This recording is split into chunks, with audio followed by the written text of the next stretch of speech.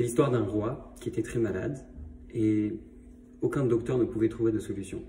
Jusqu'à ce qu'arrive un très bon docteur qui avait compris qu'il s'agissait en fait d'un problème peut-être psychologique. Et son conseil était de trouver l'homme le plus heureux du monde, de demander sa veste et d'amener sa veste au roi. Alors les envoyés du roi vont chercher partout la personne la plus heureuse. Et puis ils demandent à la personne la plus riche, est-ce que vous êtes heureux? Il dit, oui, mais dernièrement j'ai eu une affaire qui a raté et du coup, ça m'a rendu un peu triste. Bon, au suivant, ils vont chercher la personne la plus intelligente et lui demandent s'il est heureux. Il dit, oui, mais dernièrement j'ai écrit un livre et j'ai un peu de mal à le finir et du coup ils disent, bon, on n'est pas intéressé. En rentrant au palais, ils sont un peu tristes, mais là ils entendent une mélodie et se retournent et voient un homme ivre par terre. Et ils lui demandent, mais vous avez l'air d'être heureux, est-ce que vous l'êtes? Il dit, oui, je suis le plus heureux du monde. Alors il lui demande, est-ce qu'on peut avoir votre veste? Il dit, j'aurais bien aimé vous la donner, mais malheureusement j'ai pas de chemise en dessous.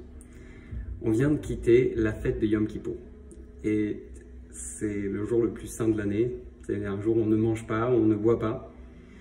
Et paradoxalement, à la fin de cette fête, nos sages nous disent qu'une voix sort du ciel et elle dit « Va et mange ton pain avec joie ».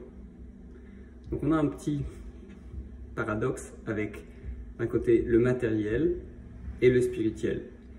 Et justement, cette semaine, on lit la paracha de Haazinu, qui commence par Haazinu Hashamaim et après Vetishma Haaretz. Écoute le ciel, mais il faut que la terre écoute aussi.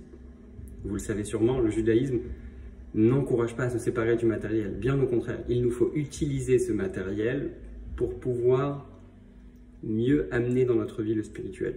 Et donc, quand on finit Yom Kippour, où le spirituel était mis en avant, on arrive vers la fête de Sukkot, on doit se rappeler que tout autant que il faut mettre en valeur quelque part le spirituel, un petit peu à l'image de cet homme qui n'avait pas besoin de matériel pour être heureux, mais pour pouvoir donner aux autres, pour pouvoir même vivre mieux soi-même son spirituel, il faut aussi utiliser le matériel, un peu comme cet homme qui ne pouvait pas donner sa veste car il n'avait pas de chemise en dessous. Shabbat Shalom.